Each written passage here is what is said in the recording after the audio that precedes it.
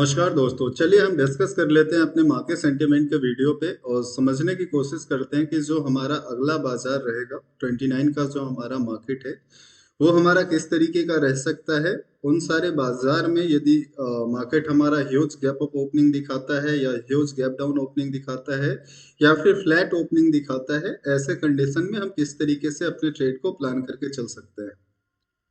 साथ में हम डिस्कस करेंगे कि जो मार्केट का हमारा रिसेंट डेटा है, जो बड़े पार्टिसिपेंट बड़े प्लेयर का डेटा है, वो मार्केट में किसकी स्ट्रेंथ को ज़्यादा अभी में इंडिकेट करके चल रहे हैं, उन सारे फैक्टर्स के ऊपर हमेशा की तरह अपन डिस्कस करते हैं। लेकिन उससे पहले थोड़ा सा आज के सिनेरियो पे हम गौर कर लें। जैसे आपके स्क्रीन पे विजिबल होगा, कल हम लोगों ने सेम डिस्कशन किया था कि यदि मार्केट हमारा ह्यूज गैप अप के साथ ओपन होता है, डेफिनेटली ये एक रिटेल ट्रेडर के लिए ट्रेड वाला मार्केट हम नहीं कह करके चल सकते। और यदि हम आज के चार्ट पे गौर करें, हालांकि अगर मैं अपने ट्रेड की बात करूं तो इस पर्टिकुलर पॉइंट पे, जस्ट होल्ड 1 मिनट, यदि मैं मार्क करके बताऊं, इस पर्टिकुलर पॉइंट पे हम लोगों ने पुट प्लान किया था और प्रॉफिट बुकिंग जो हम लोगों का था वो करीब इसी कैंडल के अंदर हम लोगों ने प्रॉफिट बुकिंग भी कर लिया था। लेकिन फिर भी अगर ओवरऑल पूरे दिन के मार्केट को हम गौर करके चले, यदि आपने कल का वीडियो देखा हो, कल के वीडियो में हम लोगों ने डिस्कस किया था कि जो आने वाला बाजार हमारा है वहां पे रिटेल ट्रेडर के लिए बेटर है कि वो अभी सिर्फ बाहर बैठ करके बाजार को मॉनिटर करे। दूसरा, यदि बिड भी लगा करके चलते हैं तो उन्हें बड़ी क्वांटिटी की बिड यहाँ पे लगा करके नहीं चलनी चाहिए। आज के सिनेरियो में अगर हम देखें तो टोटली हमारा मार्केट ऐसे एक्सपायरी था आज हमारा। लेकिन जो मार्केट का हमारा पूरा का पूरा मूवमेंट है वो कहीं ना कहीं सिर्फ प्रीमियम डिक्लाइन का मूवमेंट हमें देखने को मिला।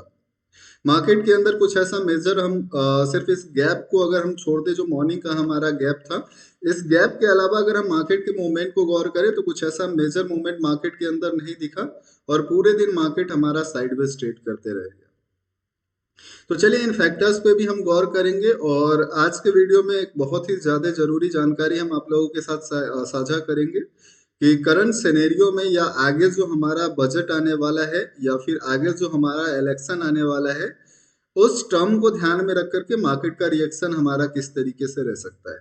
और अगर हम प्लान करना चाहें तो अपने ट्रेड को किस तरीके से प्लान कर सकते हैं, ये तो हम हमेशा डिस्कस करते ही हैं।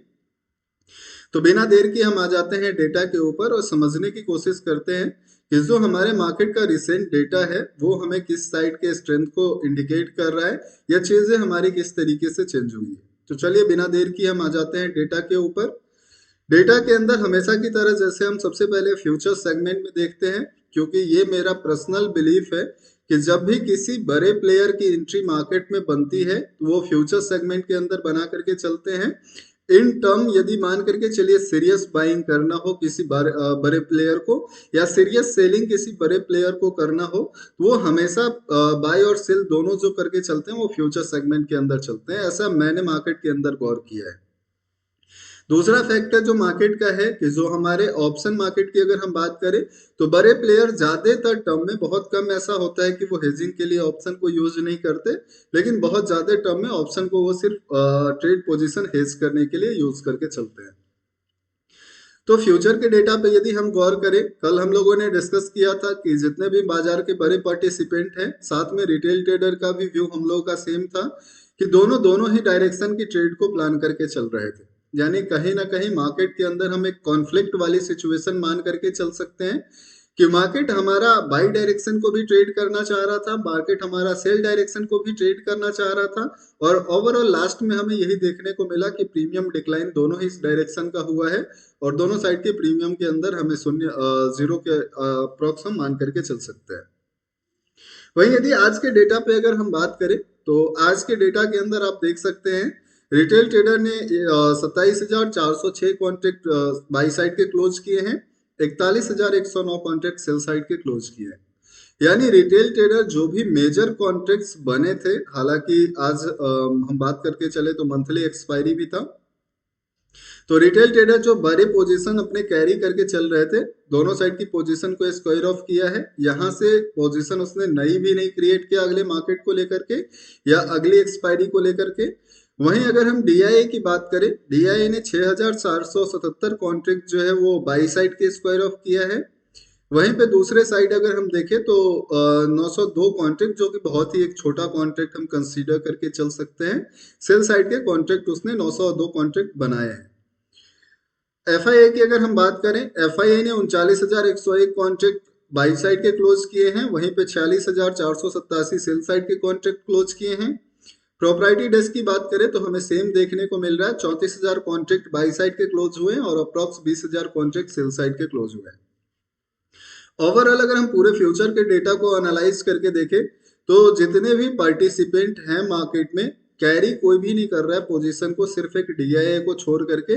वो भी डीआईआई शॉर्ट साइड के कुछ कॉन्ट्रैक्ट कैरी करके चल रहा है, लेकिन कॉन्ट्रैक्ट की वेटेज इतनी ज्यादा हम नहीं कह सकते, क्योंकि माइनर सा कॉन्ट्रैक्ट 902 कॉन्ट्रैक्ट जो है वो सेल साइड के क्रिएट करके डीआईआई चल रहा है।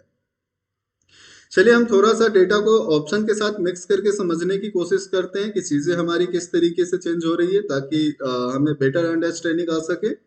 यदि हम ऑप्शन के साथ फ्यूचर के डेटा को मिक्स करते हैं तो आप यहाँ पे देख सकते हैं एफआईआई का अभी भी रिसेंट में मार्केट को लेकर के व्यू चेंज नहीं हुआ है। जो पिछले 8 तारीख से चले आ रहा था उसी व्यू पे एफआईआई अभी भी अपने पोजीशन को कैरी कर रहा है। यदि यहाँ पे हम देखें, एफआईआई का अभी भी शॉर्ट टर्म व्यू जो है वो बुलिश है मार्केट को लेकर के, और पोजीशन वो हेज करके चल रहा है। यानी हम ऐसा मान करके चल सकते हैं कि एफआईआई मार्केट के अंदर एक प्रॉफिट बुकिंग देख रहा है, और वो प्रॉफिट बुकिंग मूव को देखते हुए पोजीशन अपना हेज किया है, ताकि अगर मार्केट के अंदर वो प्रॉफिट बुकिंग या शॉर्ट टर्म करेक्शंस देखने को मिलता है तो उनकी जो बुलिश पोजीशन बनी है उसको कुछ ज्यादा नुकसान न पहुंचे, उसको कुछ ज्यादा क्षति नहीं पहुंचे। और ओवरऑल अगर हम एफआईआई की ट्रेंड की बात करें तो वो मेजर हमारा ट्रेंड पुलिस की तरफ इंडिकेट करके चल रहा है। डीआईआई की अगर हम बात करें, डीआईआई इस पूरे महीने का डेटा, यदि आपने पिछले वीडियो को देखा होगा, हम हमेशा से डिस्कस करते आ रहे हैं सारे डेटा के ऊपर। डीआईआई इस पूरे महीने के अंदर बुलिश है। यदि मैं आपको दिखाना चाहूँ, जस्ट होल्ड 1 मिनट, बस मुझे थोड़ा सा डेट जो है वो एडिट करना पड़ेगा। चलिए हम साथ में देख लेते हैं। यदि हम पूरे महीने के डेटा पे देखें तो यहाँ आप देख करके चल सकते हैं कि इस पूरे महीने में डीआईआई जो है वो मार्केट को लेकर के बुलिश है, और कॉन्फिडेंस के साथ वो बुलिश है।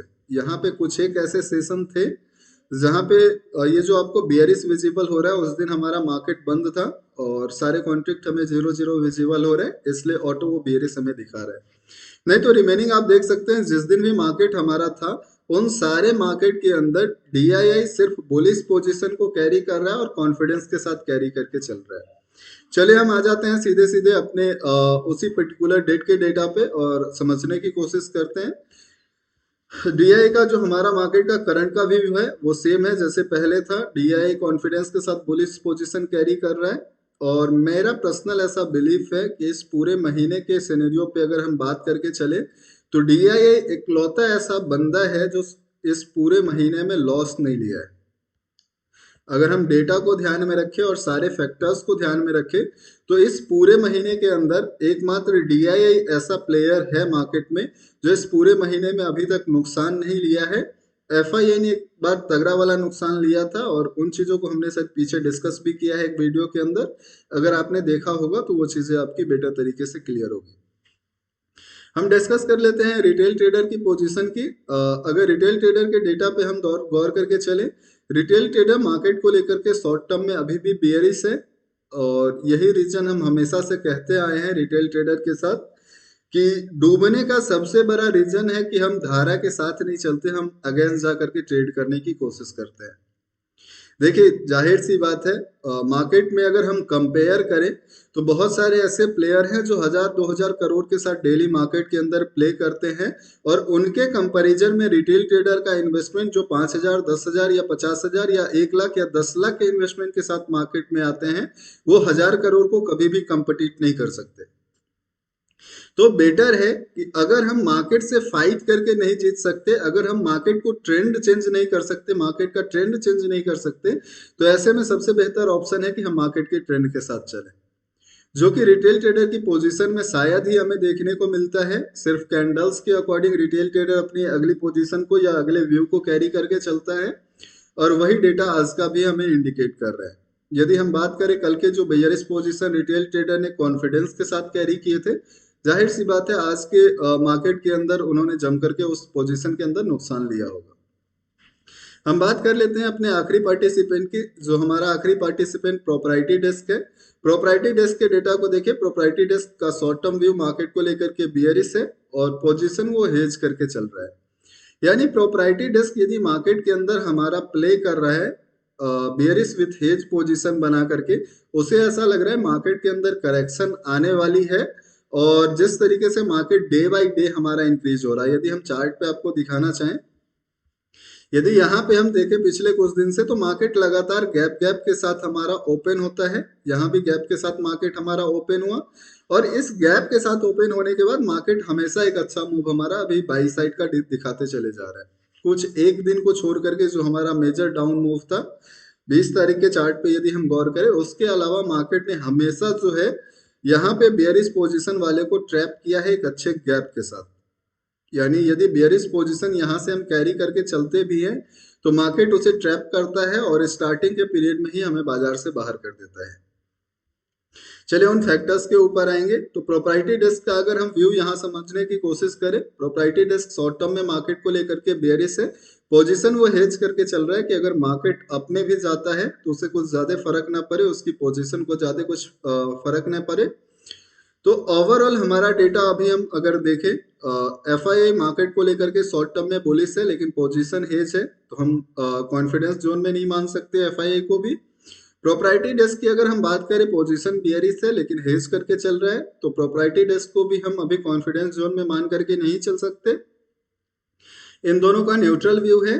डीआई की अगर हम बात करें, डीआई कॉन्फिडेंस के साथ जो है वो बुलिश पोजीशन कैरी किए जा रहा है पूरे महीने से और कहीं ना कहीं फेवरेबल मूव हमारा डीआई के अकॉर्डिंग ही दिखा है। तो अगर हम डेटा को ध्यान में दें और जो हमारा पिछला इस महीने का रिकॉर्ड है उसको ध्यान में दें, तो हम ऐसा कह करके चल सकते हैं कि जो मार्केट का रिसेंट ट्रेंड भी हमारा है वो न्यूट्रल विथ बुलिश बाइस हम कंसीडर करके चल सकते हैं। अब आ जाते हैं हम चार्ट के ऊपर और उन फैक्टर्स को हम थोड़ा सा समझ लेते हैं जिन फैक्टर्स के बारे में हम लोगों ने अभी डिस्कस किया था कि हम आगे डिस्कस करने वाले हैं। यदि हम चार्ट पे देखें तो मैं पर्सनली मान करके चलता हूं, यहां से 3 ओपनिंग है, हम तीनों ओपनिंग पे तो डिस्कस करेंगे ही। अगर मार्केट हमारा ह्यूज गैप अप ओपन होता है तो कल जैसे हम लोगों ने डिस्कस किया था, सेम हमारा व्यू अभी भी रहेगा कि ये मार्केट डेफिनेटली एक रिटेल ट्रेडर के ट्रेड के लिए नहीं होगा।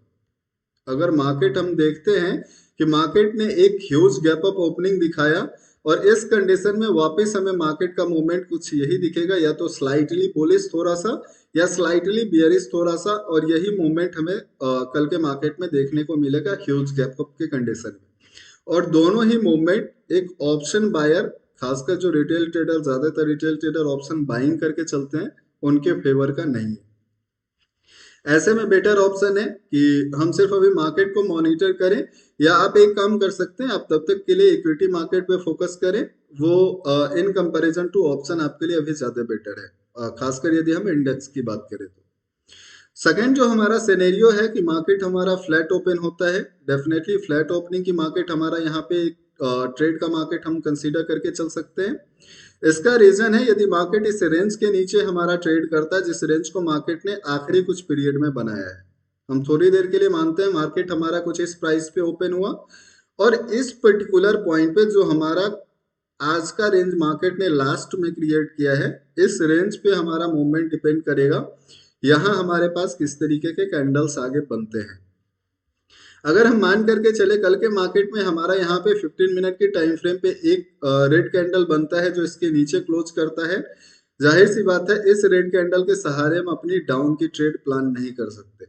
वहां पे फिर अगला कैंडल हमारा देखना जरूरी हो जाता है कि अगला कैंडल हमारा किस तरीके का बनता है। यदि अगला कैंडल हमारे चार्ट पे ग्रीन फॉर्म हो रहा है, डेफिनेटली यहाँ से हम सेल साइड के जो पुट डायरेक्शन की ट्रेड है, मार्केट कहीं ना कहीं पोजीशन बनवा करके उन्हें ट्रैप करने की कोशिश कर रहा है और ऐसे कंडीशन में इस कैंडल के लो के नीचे का स्टॉप लॉस लेकर के फॉल की ट्रेड प्लान करना ज्यादा फ्रूटफुल होगा। ये कल का सिनेरियो है। मार्केट यदि ह्यूज गैप डाउन ओपन होती है, ह्यूज गैप डाउन के कंडीशन में भी मार्केट हमारा कल का ट्रेड करने जैसा नहीं रहेगा। एक पॉसिबिलिटी है कि मार्केट अगर इस रेंज की, यदि हम प्राइस बताना चाहें आपको, just hold 1 minute, huge gap down के कंडीशन में यदि प्राइस हमारा 21,535 के नीचे जब तक नहीं निकलता है तब तक हम कुछ एक मेजर पुट डायरेक्शन के ट्रेड को प्लान करके नहीं चल सकते हैं।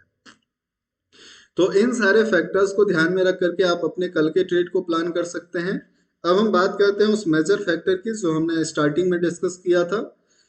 मुझे जहां तक लग रहा है कि आने वाला कुछ बाजार, जो आने वाला हमारा अगला कुछ मार्केट है, अगर हम बात करें आगे आने वाले हफ्ते 10 दिन का मार्केट या फिर महीने का भी मार्केट हम कंसीडर करके चल सकते हैं।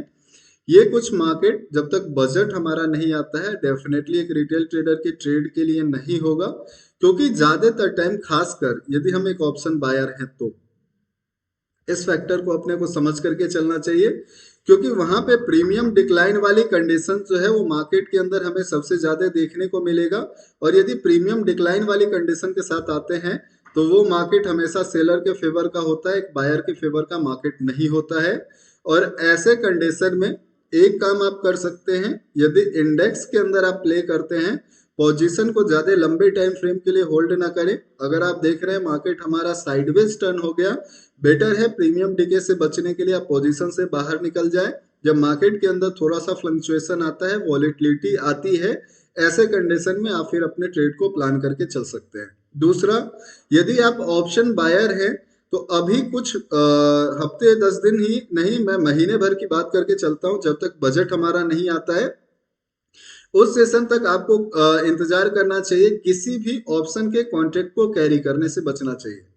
हालांकि यदि आप ऑप्शन सेलर भी हैं तो भी उस कंडीशन को आपको मॉनिटर करना है। अगर आप रिटेल ऑप्शन सेलर हैं तो बस आप इंतजार कीजिए, जो मार्केट के अंदर थीटा डिके वाली कंडीशन है उसको एंजॉय किया जाए।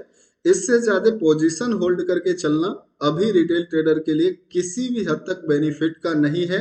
इस चीज को समझ करके चलिए। चलिए रिमेनिंग अपन करते हैं फिर किसी नए वीडियो के अंदर डिस्कस। उम्मीद है जानकारी आपके लिए फ्रूटफुल होगा। यदि जानकारी आपके लिए फ्रूटफुल है तो लाइक जरूर करें। आपका लाइक हमें बताता है कि पोस्ट आपके लिए कितना ज्यादा यूजफुल था। फिर अपन करते हैं किसी नए वीडियो के अंदर डिस्कस। Thank you.